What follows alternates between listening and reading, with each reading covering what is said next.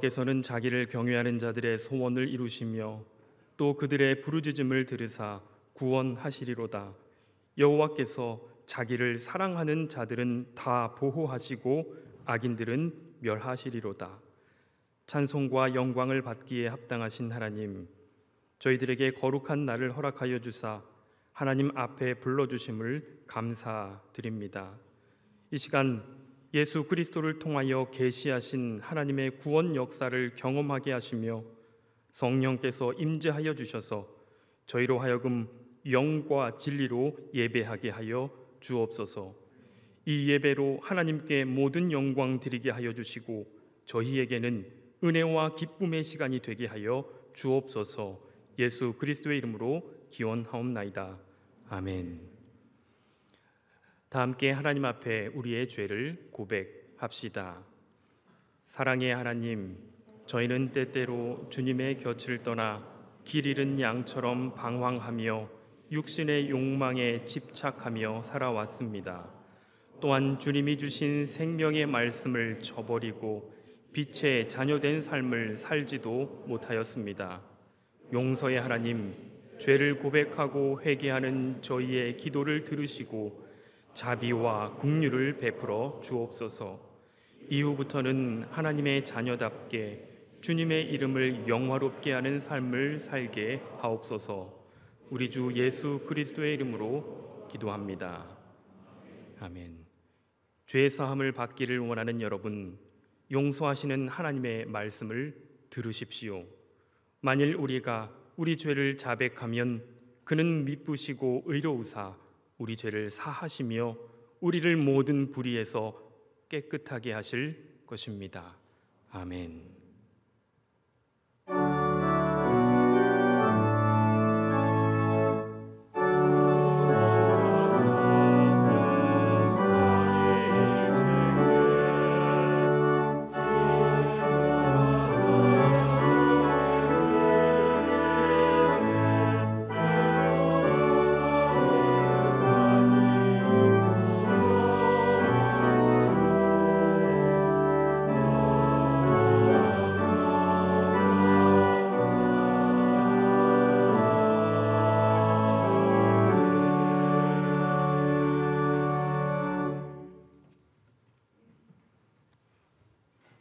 모두 자리에 앉으시겠습니다.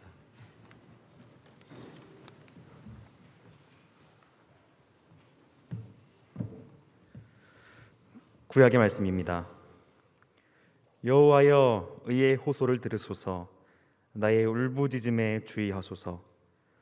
거짓되지 아니한 입술에서 나오는 나의 기도에 귀를 기울이소서. 주께서 나를 판단하시며 주의 눈으로 공평함을 살피소서. 주께서 내 마음을 시험하시고 밤에 내게 오시어서 나를 감찰하셨으나 흠을 찾지 못하셨사오니 내가 결심하고 입으로 범죄하지 아니하리이다.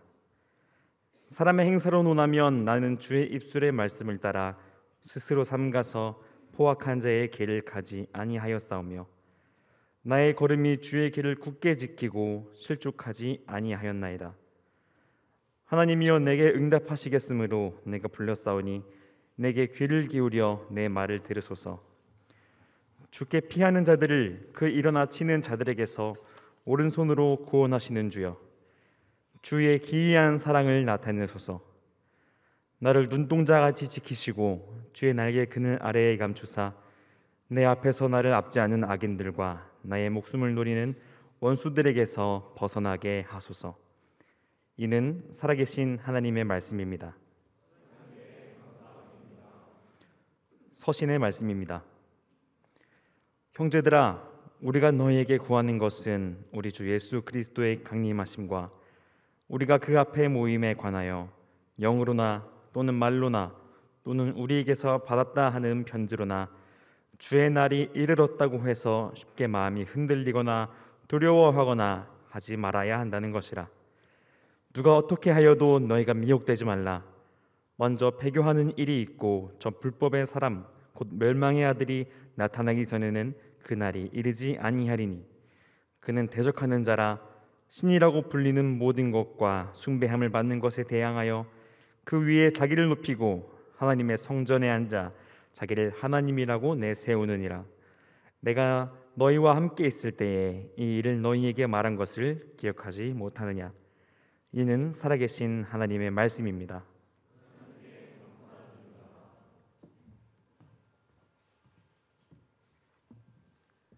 다 함께 일어서셔서 복음서의 말씀 누가복음 20장 27절로 38절 말씀 봉독합니다. 부활이 없다고 주장하는 사두개인 중 어떤 이들이 와서 물어 이르되 선생님이여 모세가 우리에게 써 주기를 만일 어떤 사람의 형이 아내를 두고 자식이 없이 죽으면 그 동생이 그 아내를 취하여 형을 위하여 상속자를 세울지니라 하였나이다. 그런데 7형제가 있었는데 마지가 아내를 취하였다가 자식이 없이 죽고 그 둘째와 셋째가 그를 취하고 7이 다 그와 같이 자식이 없이 죽고 그 후에 여자도 죽었나이다. 7이 다 그를 아내로 취하였음에 부활 때에 그 중에 누구의 아내가 되리이까?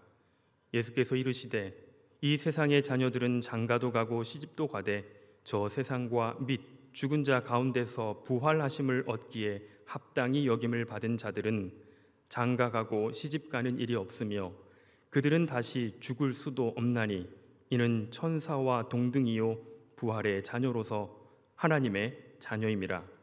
죽은 자가 살아난다는 것은 모세도 가시나무 떨기에 관한 글에서 주를 아브라함의 하나님이요 이삭의 하나님이요 야곱의 하나님이시라 칭하였나니 하나님은 죽은 자의 하나님이 아니요 살아있는 자의 하나님이시라.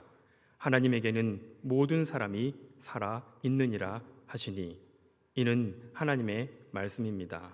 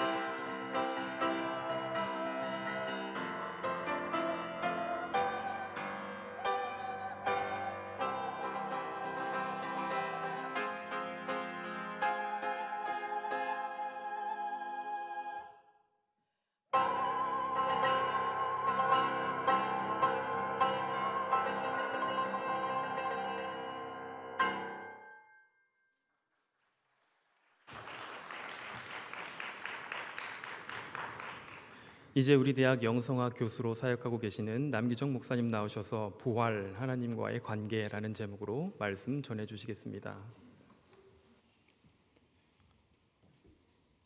주님께서 함께 하시길 빕니다. 성서는 살아있고 자율성을 가지고 있다. 그래서 내가 성서를 읽는 동안 성서도 나를 읽고 나에게 말을 걸어온다. 오늘 본문 말씀이 선포되는 동안 성서를 통해 말 걸어오시는 하나님, 여러분에게 어떤 말씀을 가지고 오셨나요? 부활을 어떻게 생각하니? 혹 이런 질문이 아니었을까요? 생각해 봅니다. 특별히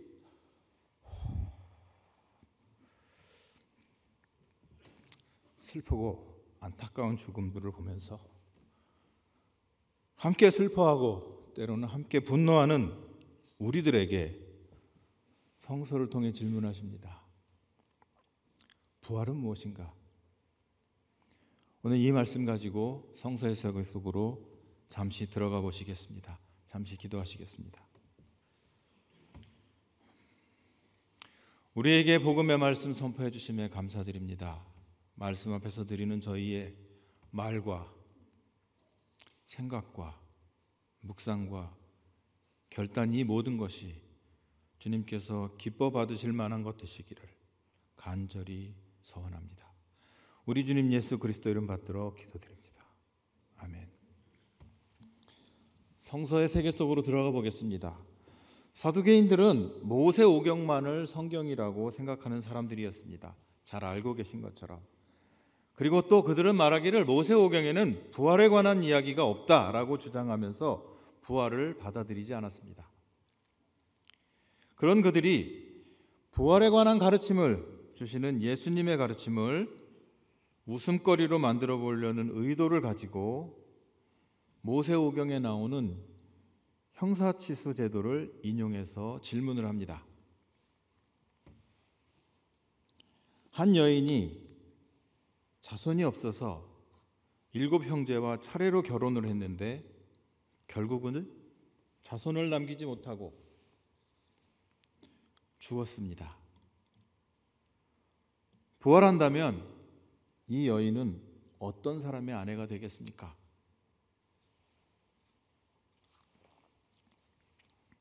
아주 비현실적이고 악의적인 질문입니다. 성경에 대한 오용이고 확대 해석입니다. 이것은 모세오경의 본뜻을 무엇보다 왜곡하는 일입니다. 그들은 성경을 존중하는 것이 아니라 말씀드린 것처럼 악의적으로 오용하고 있습니다. 그들에게는 자녀를 기다리는 가정의 고통, 이런 것은 안중에도 없습니다. 무엇보다 이 사례는 그 여인의 입장에서 보면 참으로 매우 고통스러운 일입니다. 그런 것에 대한 배려나 인식이 없습니다. 본래 형사취수제도를 둔 것은 고대 사회에서 여성들을 보호하려는 그러한 의미도 담고 있습니다. 그런데 사두개인들은 이러한 모세오경의 본뜻을 완전히 반대로 여성의 입장을 고려하지 않은 채 성경을 해석하고 있는 것입니다. 반면에 예수님은 장가도 들지 않고 시집도 가지 않고 장가도 들고 혹은 시집도 가고 이러한 표현을 거듭 쓰시면서 결혼에 있어서도 여성과 남성의 동등한 권리를 넌지시 드러내십니다. 그리고 나서 그들이 말하는 부활에 관한 질문에 대해서 답을 하십니다. 오늘은 그 말씀 중에 모든 사람은 하나님과의 관계 속에 살아있다는 구절과 하나님의 자녀는 천사들과 동등하고 부활의 자녀이라는 말씀을 중심으로 말씀드려 보겠습니다. 예수님은 사두개인들에게 죽은 사람들의 부활에 관해서 말씀하시면서 사두개인들도 성경으로 인정하는 오경의 한 구절을 들어 설명하십니다. 모세의 떨기나무 대목을 보아라. 모세가 하나님을 부를 때 아브라함의 하나님, 이삭의 하나님, 야곱의 하나님이라고 부르지 않느냐? 너희도 알다시피 하나님은 생명이시다, 영생이시다. 하나님 곁에는 죽음이 없다. 그런데 너희들은 너희 조상 아브라함, 이삭, 야곱이 죽었다고 한다. 하지만 죽음이 어떻게 생명 곁에 있을 수 있느냐? 죽은 자들이 어떻게 하나님 곁에 있을 수 있겠느냐? 그들이 죽었다면 어떻게 모세가 하나님을 가리켜 아브라함의 하나님, 이삭의 하나님, 야곱의 하나님이라고 부르겠느냐? 하나님은 죽은 사람들의 하나님이 아니라 살아있는 사람들의 하나님인데, 너희는 성경을 잘못 이해하고 있다. 하나님의 능력도 모르고 있다. 너희가 죽었다고 생각하는 너희 조상들은 하나님과의 관계 속에서 살고 있다. 그리고 모든 사람은 하나님과의 관계 속에서 살아있다. 그러므로 부활을 믿는다는 것은 하나님과 올바른 관계를 가꾸려고 애쓰는 삶이다. 이렇게 말씀하십니다. 그들의 악의적인 질문을 대하여 놀라운 지혜로 답을 주고 계십니다. 모든 사람은 하나님과의 관계 속에 살고 있습니다. 아가서 8장 6절에 보면 이런 말씀이 있습니다. 사랑은 죽음처럼 강한 것, 아무도 못 끄는 거센 불길입니다. 우리가 가진 것 중에 죽음에 필적할 만한 것은 사랑뿐입니다. 사람들은 놀랍게도 자기가 가진 신념을 지키기 위해, 그리고 신앙을 드러내기 위해 때로는 어떤 고통에도 불구하고 죽음을 각오합니다. 희생을 각오합니다. 나아가서 자기가 사랑하는 대상을 위해 목숨을 걸기도 합니다. 구약 성서는 이와 같은 사랑을 가르쳐서 죽음에 맞먹는 것이라고 표현합니다. 그런데 놀라운 것은 신약 성서에서는 그리스도인들은 여기서 더 나아갑니다. 말하기를 사랑은 죽음을 이긴다라고 선언합니다. 로마서 8장 38절의 말씀입니다. 나는 확신합니다. 죽음도 삶도 천사들도 권세자들도 현재일도 장래일도 능력도 높음도 깊음도 그 밖에 어떤 피조물이라도 우리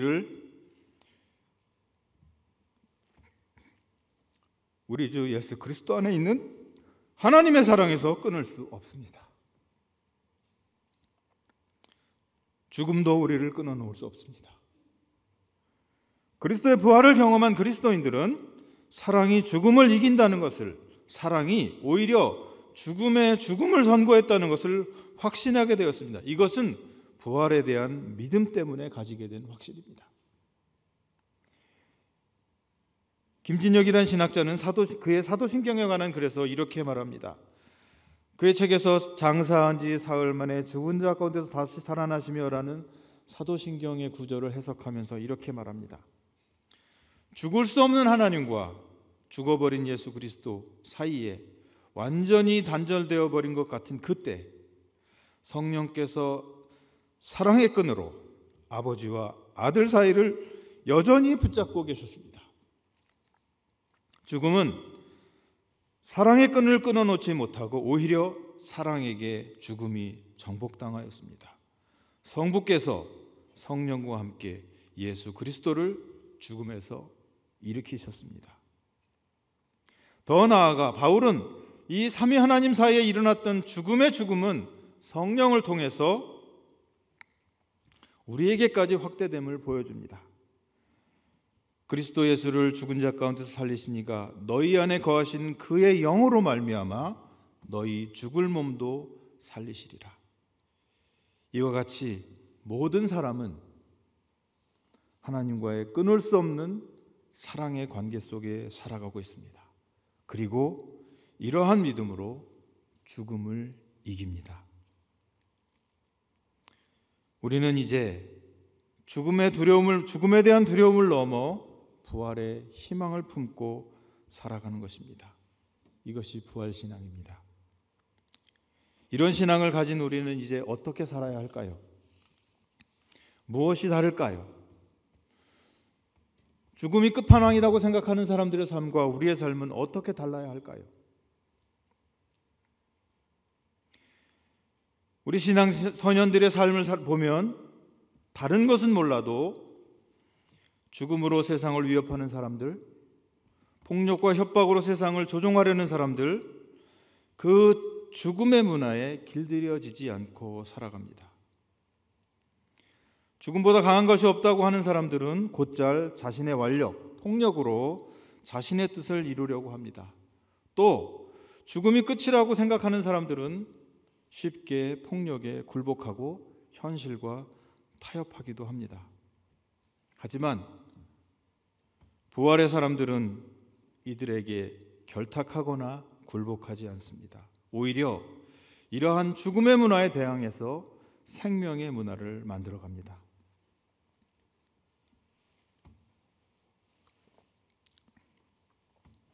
예수님 말씀하십니다. 너희가 아는 대로 이방의 통치자들은 백성을 마구 내리누르고 고관들은 백성에게 세도를 부린다. 그러나 너희는 그렇게 해서는 안 된다. 너희 가운데 위대해지고자 하는 사람은 섬기는 사람이 되어야 한다. 이렇게 말입니다. 또한 부활의 사람은 변혁을 꿈꾸는 사람들입니다. 예수님께서 부활에 참여하는 사람들은 천사와 같다라고 하시는 말씀은 이런 뜻을 담고 있습니다. 사두개인들은 죽고 다시 사는 부활은 없고 사람이 영생할 수 있는 유일한 길은 자손을 남기는 것뿐이라고 생각했습니다. 요즘 말로 하면 자신의 유전자를 자손들에게 물려주는 것만이 영원히 남는 길이라고 생각했습니다. 이런 현세주의, 우리 속담으로 개똥밭에 굴러도 이승이 낫다는 이러한 속담이 말해주듯이 이러한 현실주의, 지금 현실이 무한히 계속되기를 원하는 이러한 생각은 아주 끈질깁니다. 유교에서도 그런 모습을 볼 수 있고 많은 비종교인들은 그런 생각을 가지고 살아갑니다. 이런 이들에게 예수님이 말씀하십니다. 어떻게 해서든지 자손을 남긴다고, 어떻게 해서든지 지금 이대로 현상을 유지하려고 한다고 해서 영생하겠는가? 누가복음 17장 25절의 말씀입니다. 노아의 홍수 때를 생각해 보아라. 사람들은 방주문이 닫히는 날까지 시집가고 장가갔지만 모두 죽었다. 부활과 영생의 길은 그런 것에 있지 않다. 불로장생이 과연 영생의 길일까? 지금 같은 세상의 삶이 무한히 반복되고 지속되는 것이 과연 축복일까? 지금처럼 서로 미워하고 이기적인 욕심에 따라 살고 그래서 서로 상처 주고 상처 입고 반목하고 원수 지고 원수 갚고 이렇게 현재의 성정에 변화 없이 한데 모여 영원히 죽지 않고 사는 것이 과연 축복일까? 또한 현재 세상에 가진 사회적 모순들, 악들, 무지, 오류 이런 것이 영원히 반복되는 것이 과연 복된 일일까? 다른 건 몰라도 부활의 삶은 적어도 하나님 나라의 삶은 적어도 이런 것을 극복하고 넘어서는 것일 것입니다. 그들은 천사와 같다. 그들은 죽지 않는다라는 이 말씀은 우리들이 꿈꾸는 부활은 우리들이 비전으로 가지고 바라보고 나아가는 그 신념은 그 신앙은 불로장생이나 영혼 불멸이 아니라 부활은 우리 몸이 죽고 다시 사는 전 존재의 변화라는 것을 말씀하고 계신 것입니다. 지금 현재 이 체제 속에서 이익을 보는 사람들은 이런 세상이 영원하기를 바랄 것입니다. 죽어서도 이익을 누리고 싶어 할 것입니다. 하지만 반면에 지금 이 세상에서 힘들게 살아가는 사람들은 100년도 못 되는 이 세상을 힘겨워하고 고통스러워하고 때로는 스스로 목숨을 정리할까 하는 생각도 하는 사람들도 있습니다. 이런 모순이 그대로 있는 채 영원히 반복되는 삶이 과연 하나님의 나라일까?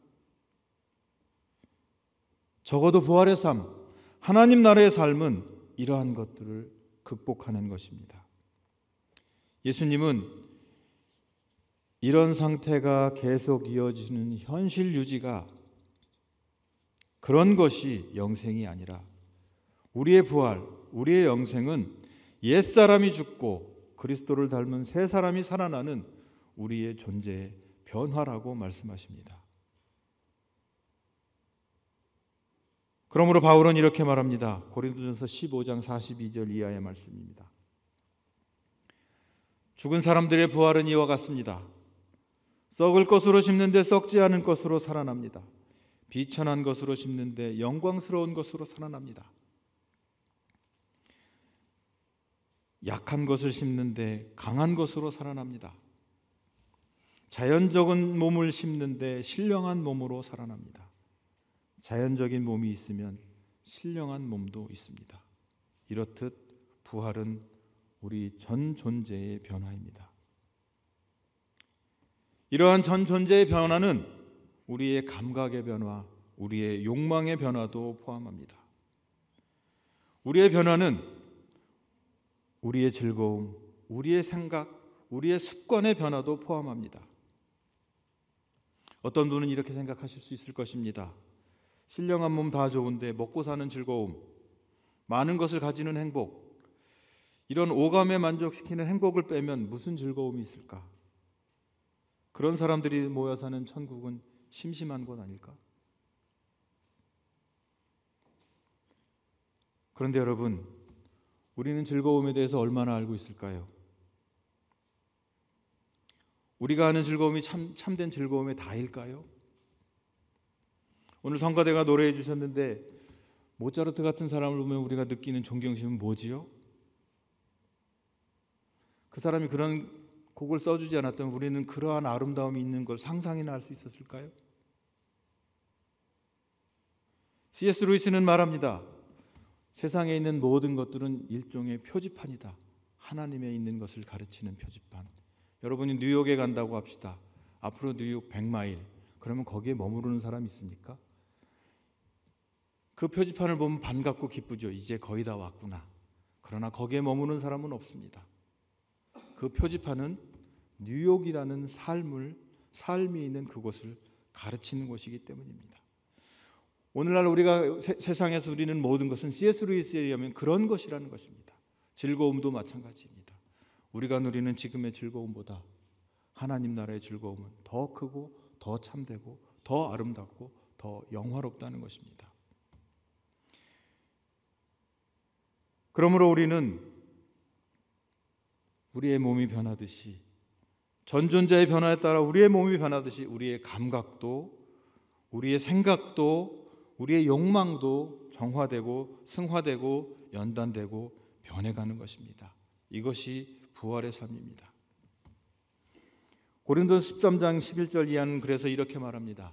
내가 어릴 때에는 말하는 것이 어린아이와 같고 깨닫는 것이 어린아이와 같고 생각하는 것이 어린아이와 같았습니다. 그러나 어른이 되어서는 어린아이의 일을 버렸습니다. 지금은 우리가 거울로 영상을 보듯이 희미하게 보지만은 그때에는 얼굴과 얼굴을 마주하여 볼 것입니다. 지금은 내가 부분적으로밖에 알지 못하지만은 그때에는 하나님께서 나를 아신 것 같이 내가 온전히 알게 될 것입니다. 하나님과 더 가까운 관계, 하나님을 더 닮아가는 사람이 되는 길, 이런 것을 통해서 우리는 점점 더 옳은 것, 점점 더 좋은 것, 점점 더 아름다운 것, 점점 더 기쁜 것을 알아가게 될 것입니다. 제가 겪었던 일화를 말씀드리면서 설교를 마무리해 보겠습니다. 제가 미국에서 공부할 때 학생들에게 누리는 특권이 하나 있습니다. 돈은 없지만 그래도 여행을 다닐 수 있는 자유는 있습니다. 방학이 되면 가장 저렴한 비용으로 여행을 다니는 것을 저희 가족과 하곤 했습니다. 한 번은 요세미티에 가면 그레이시어 포인트라는 곳이 있습니다. 거기에 올라갔습니다. 거기에 좋은 점은 하프돔이라고 하는 요세미티의 가장 상징과 같은 그 바위가 정면으로 보입니다. 제 말은 올려다보는 것이 아니라 눈앞에서 볼 수 있습니다. 그곳에 올라가서 해가 질 때쯤이면 석양이 그 바위에 비치는 아름다운 모습을 감상할 수 있습니다. 하프돔에 비치는 아름다운 모습을 감상할 수 있습니다. 그것을 기대하며 올라갔습니다. 거기서 한 노부부를 만났습니다. 차를 마시면서 그 석양에 비친 하프돔의 아름다움을 감상하는 그 노부부를 보면서 참으로 부러웠습니다. 왜냐하면 저는 그럴 수가 없었습니다. 그때 저희 아이들이 2-3살 무렵이었는데 그 뛰어다니는 아이들을 잡느라고 그 경치를 감상할 여유가 없었습니다. 2-3살 우리 아이들에게는 그 아름다운 하프돔의 경치보다 눈앞에 날아다니는 벌레를 쫓아다니는 일이 더 재밌는 일이었습니다. 저는 그 아이들이 그 울퉁불퉁한 길에서 넘어질까 봐 그 아이들을 쫓아다니느라고 그 경치를 놓치고 말았습니다. 하지만 우리 아이들도 어느 때가 되면은 그 아름다움을 볼 줄 알게 되고 그 아름다움에 경탄하고 거기에서 하나님의 영광을 꿈꾸고 바라보는 그러한 성숙한 사람으로 성장해 갈 것입니다. 모든 사람은 하나님과의 관계 속에 살아 있습니다. 우리는 그리스도를 통하여 진노와 멸망의 자식에서 하나님의 자녀로 회복되었습니다. 부활은 그리스도로 말미암아 회복된 우리의 하나님의 관계를 더 가까운 관계로 발전시켜 나가는 것입니다. 하나님의 맏아들이신 그리스도를 본받아서 우리가 그분의 장성한 성품에까지 자라가는 것입니다. 그러면서 우리는 그분의 마음, 그분의 생각, 그분의 눈, 그분의 감정을 닮아가게 될 것입니다. 사랑하는 여러분, 날마다 하나님과 더 좋은 관계를 맺으면서 살아서 날마다 더 참된 기쁨, 더 옳은 것, 더 좋은 것, 더 아름다운 것, 더 즐거운 것을 맛보는 부활의 성도로 살아가시기를 축원드립니다. 주님의 이름으로 말씀드렸습니다.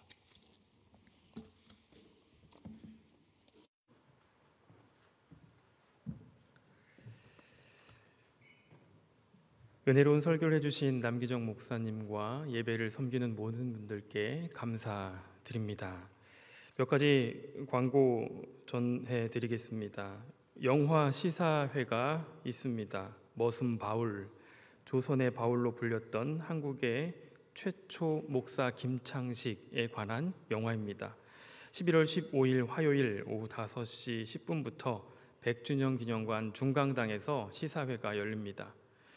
머슴 출신의 김창식이 한국 최초의 목사가 되기까지의 과정을 그린 영화인데요. 시간이 되시는 분들은 함께 참석해서 좋은 시간 보내시기를 바랍니다. 지나온 모든 길이 내게 주신 선물이었음을 합니다.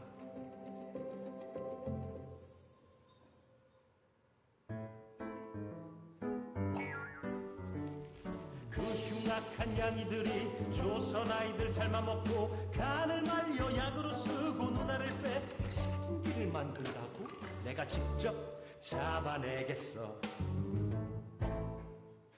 읽어봐요. 장식이 당신에게 주는 선물입니다.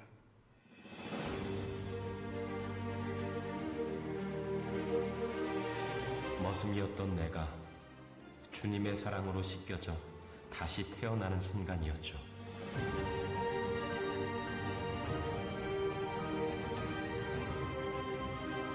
왜 신을 욕하고 배교를 하겠느냐? 내게 있는 유일한 길은 사랑이기 때문이오.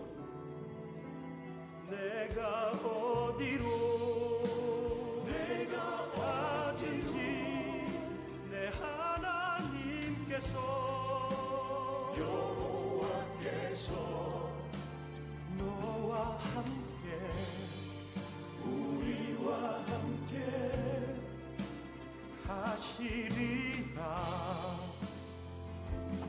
I have never seen such a faithful martyr for Jesus.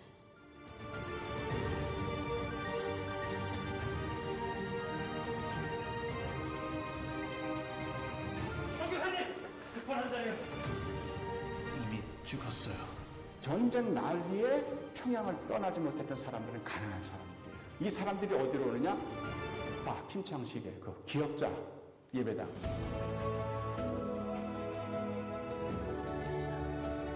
In the city of Seoul, Korea, I ordained Edward Douglas Falwell, Kim Chang-shik, and Kim Ki-bom deacons.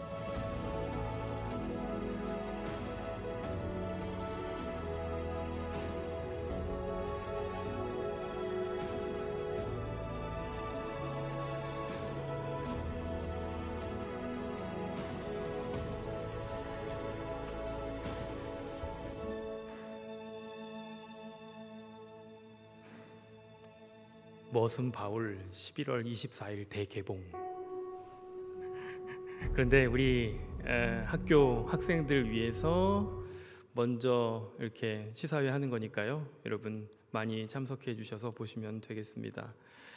또 11월 10일 날 7시부터 프리젠스 정기 공연이 이곳 웨슬리 채플실에서 진행됩니다. 여러분 많이 참석해 주셔서 은혜의 시간 되시면 좋겠습니다. 오늘 광고가 조금 있는데요. 영상을 보는 걸 지나갑시다. 이태원 참사 희생자들과 유가족을 위한 추모 기도회가 있습니다. 오늘입니다. 11월 8일 5시부터 6시까지 백진영 기념관 로비에서 진행됩니다. 관심 있으신 분들 많은 참석해 주시기를 부탁드리겠습니다. 이번 학기 예배와 실습 보고서 제출, 그리고 또 대학원과 학부에서 다 게시판에 게시되어 있으니까요. 참고하셔서 불이익당하지 않도록 준비해 주시기를 부탁드립니다. 학부 학생 총회 안내해 드립니다. 11월 10일 목요일입니다. 채플이 끝난 후에 2023학년도 선거 진행을 위한 학생 총회를 실시하게 됩니다. 학생 회원 5분의 1 이상의 참석으로 개회하고 참석 회원의 과반수 이상의 찬성으로 의결해야 됩니다. 우리 감리교 신학대학교 학부 학생들이라면 학생으로서 마땅히 해야 할 권리와 의무에 다해 주시기를 부탁드리겠습니다. 다음 주 화요일 11월 15일 채플은 오성주 교수님 퇴임 감사 예배로 드리게 됩니다. 많은 학우분들의 참여 부탁드립니다. 또한 종강 감사 예배는 11월 마지막 주 화요일 11월 29일 날 드려지게 됩니다. 한 학기 마무리하는 채플입니다. 기억하셔서 모든 재학생들이 참여해 주시기를 부탁드리겠습니다. 이제 다 함께 평화의 인사 나누도록 하겠습니다. 전후 좌우에 계신 분들과 함께 일어서셔서 평화의 인사 나눌 때 이렇게 인사하겠습니다. 하나님께서 함께 하십니다. 아멘. 감사합니다. 아멘. 감사합니다. 그리스도의 일꾼인 여러분, 성령과 함께 선교와 봉사를 위해 세상으로 나아가십시오. 아멘. 주님 우리와 동행하여 주옵소서.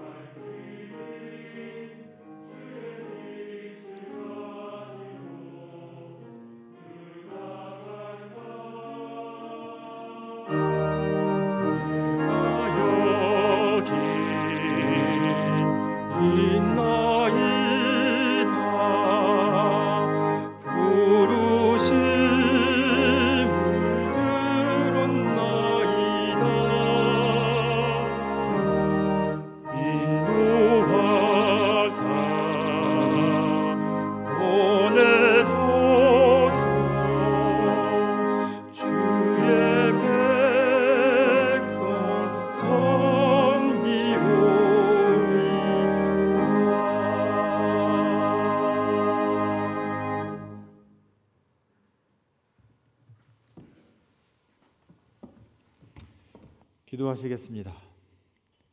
이제는 우리 구주 예수 그리스도의 은혜와 무한하신 하나님의 사랑과 성령의 인도하심이 부활의 백성으로 하나님과의 사랑의 관계 속에 주님께 더 가까이 나아가기를 늘 소원하며 그 희망과 그 비전으로 세상을 위로하고 세상을 이끌며 살아가기 위해서 서원하는 여기 모인 모든 이들에게, 그리고 학교 위에 우리들의 공부와 하는 일 속에 지금부터 영원토록 함께 하옵시기를 간절히 축원하옵나이다.